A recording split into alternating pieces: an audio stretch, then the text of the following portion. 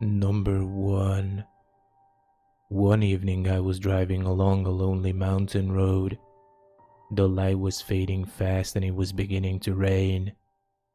I had been driving for hours and my eyes were tired. I was having trouble staying awake. As I negotiated a sharp bend, I noticed a man hitchhiking by the side of the road.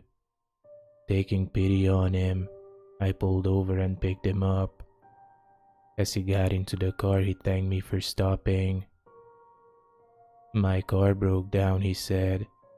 "I thought I was gonna be stuck out there all night."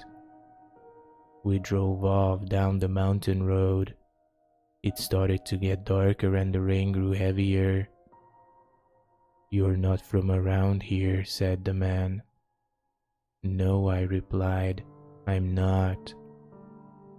"You know, this area is a black spot," said the man. "It's a dangerous road. Over the years there have been many fatal accidents." "Really?" I asked, surprised. "It doesn't look dangerous." "Looks can be deceiving," he replied. "Countless victims have lost their lives here. Not all of them were killed in a car crash.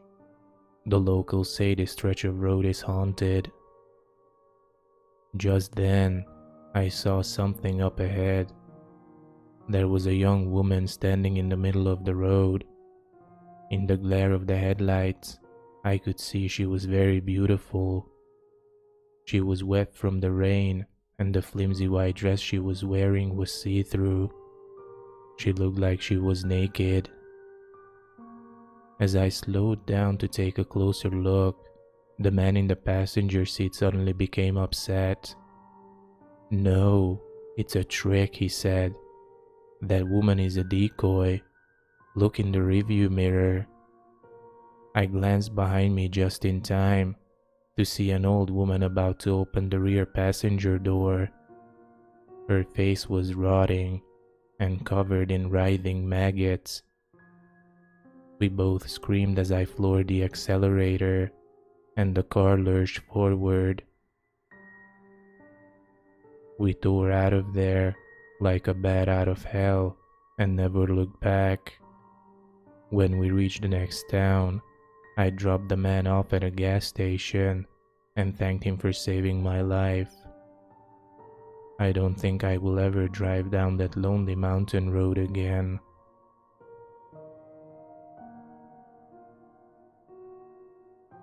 Number 2. In South Korea, parents put a lot of pressure on their children to study hard and do well at school. There was one Korean girl whose parents were especially tough on her.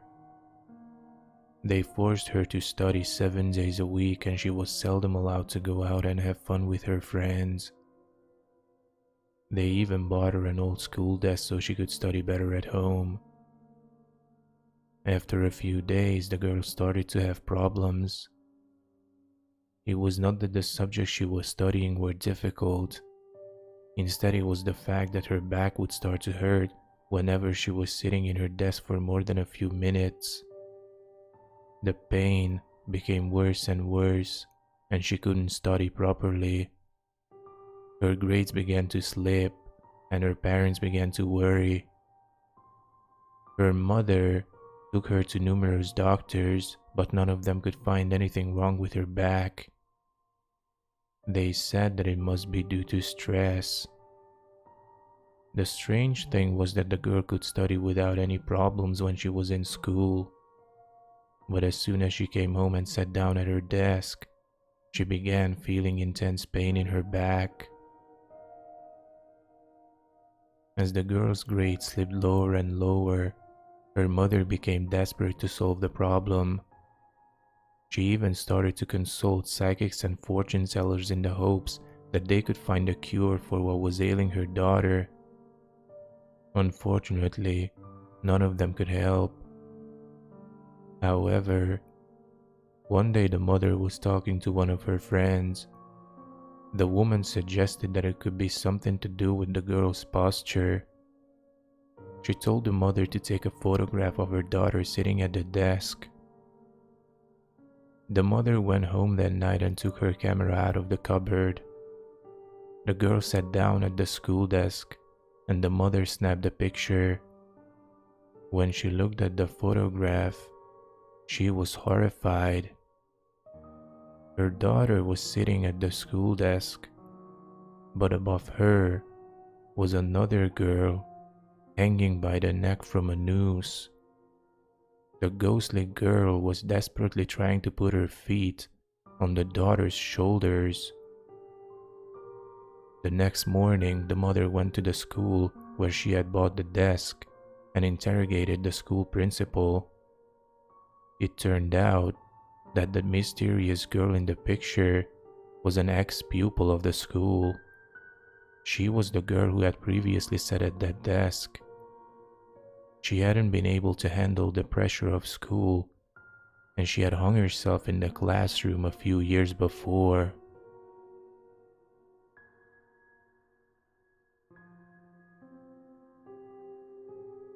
Number 3. There was a teacher who had exactly 30 students in his class. He had a reputation for being very cruel and strict. Sometimes when his students misbehaved, he made them stay back and study until late at night in the library.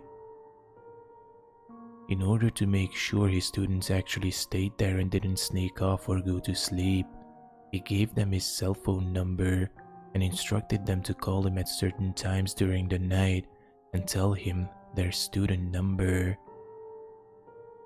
This went well for a while, but one night he received a strange call.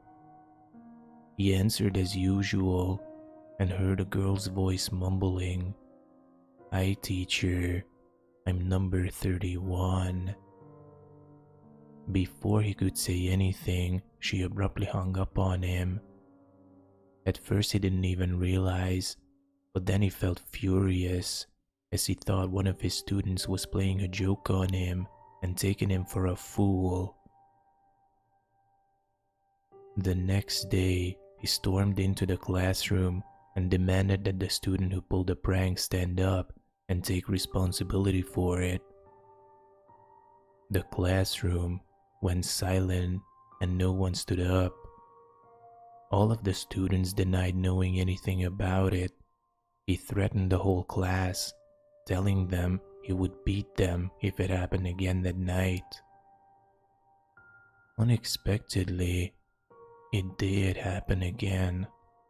At exactly the same time, he received another phone call. Again, it was the same girl's voice, and she said, "Hi teacher, I'm number 31.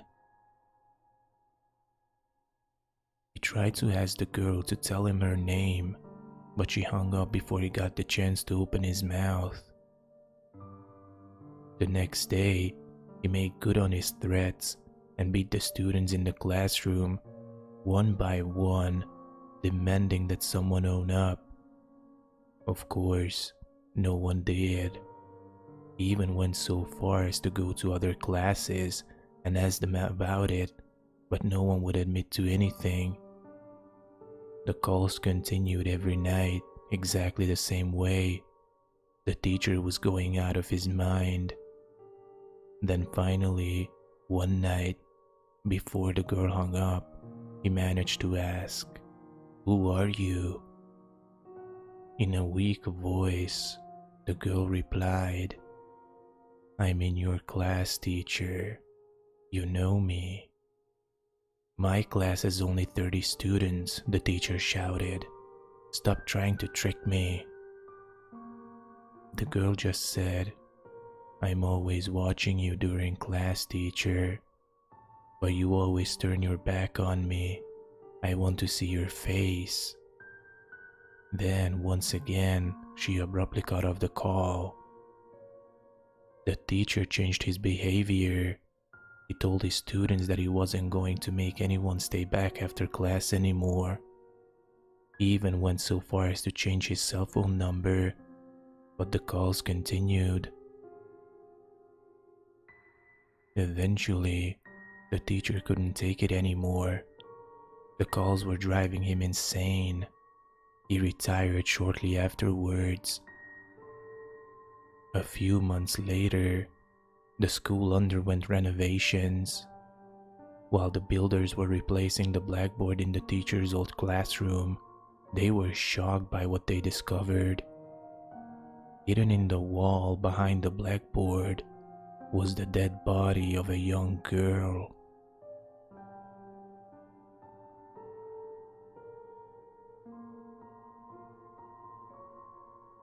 Number 4. The first day of school is always nerve-wracking for any student. My first day at a new school was an absolute nightmare. I was 14 years old and my family had just moved to a new town. My dad had been offered a job with better pay, and a mere week later we had sold our house and rented an apartment in the town we moved to. It was during the summer we moved, so it was simple starting at my new school. On the first day, I walked alone to the school. I was nervous about having to make new friends. When I arrived, I picked up a timetable and saw that my first class was mathematics. It was in room 104. I began walking down the hallways, searching for the room, but the school was like a maze. Eventually, the bell rang and the students made their way to their classrooms. In less than a minute, the corridors were deserted. I stopped in front of a pair of old-looking wooden double doors. I pushed, and with a scraping sound of metal on wood, they opened. I found myself in a corridor that was old and dusty. The lockers were all hanging open, and the stench of mold and damp hung in the air. I was about to turn around and go back the way I came, when I noticed the numbers on the classroom doors. 100, 101, 102.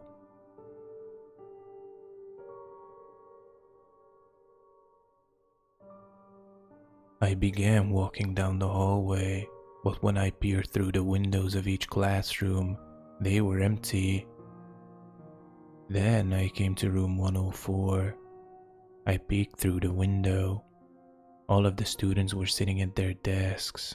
The teacher was standing at the blackboard, and class was in session. I quietly opened the door and went inside. None of the other students paid any attention to me. I started to apologize awkwardly for being late, but the teacher just turned her back on me and began writing on the board. Turning red from embarrassment, I hurriedly found a free seat at the front of the classroom and sat down. The teacher had already written her name in chalk on the blackboard. It was Mrs. Taylor. I was nervous and self-conscious, so I didn't want to draw attention to myself. Throughout the class, I just kept my head down and concentrated on solving the maths problems. Eventually, after what seemed like hours, the bell rang and the class ended. The other students scrambled out of their desks and ran out the door. I looked at my watch and was shocked to see that it was already 3 p.m. The school day was over, and I had only attended one class. I walked down the corridors, trying to find the exit. All of a sudden, I heard someone calling my name and looked around. There was a teacher making his way towards me, and he had a frown on his face. "You, yes you. You're the new boy, aren't you?" he said. Yes," I replied. "Where have you been?" he demanded. "I've been searching for you all day. Why didn't you go to your classes?" But I was in class, I protested. Which class? He demanded. Mrs. Taylor's class, I replied. Room 104. The teacher's eyes grew wide and he flew into a rage. I suppose you think you're pretty funny, don't you? He shouted. Well, you're not. It's no laughing matter. Now get out of my sight. I was very confused and on the long walk home, I kept wondering what I had said that got him so upset. As soon as I reached my house, I turned on my laptop and went online. I started searching for the name of the school and the teacher, Mrs. Taylor. What I found scared me to my very soul.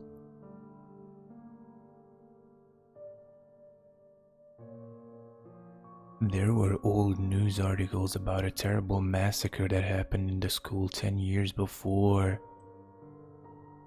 One morning, bright and early, a crazed gunman had simply walked into the school and started shooting.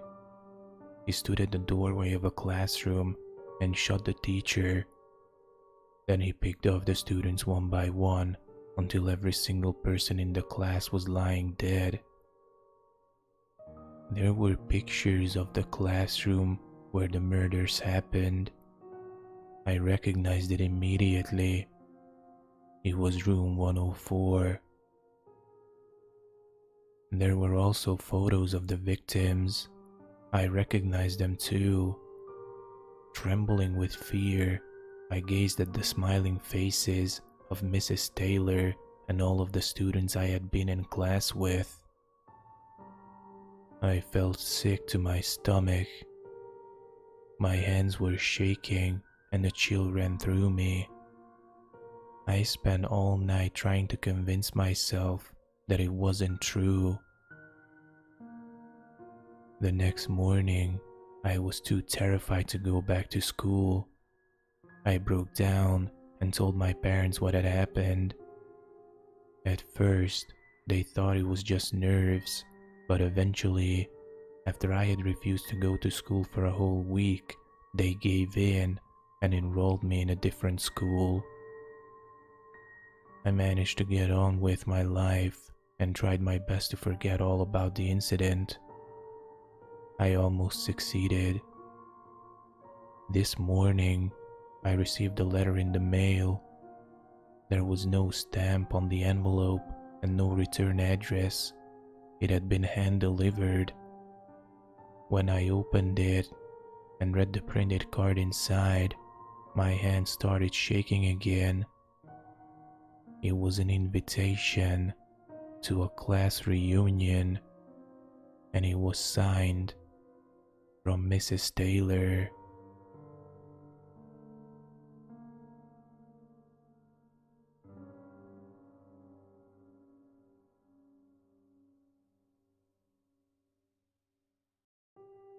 If you like this video, please leave a thumbs up, share it with your friends, drop a comment, or subscribe to my channel.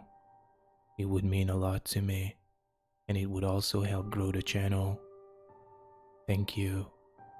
Stay safe, and see you on the next episode.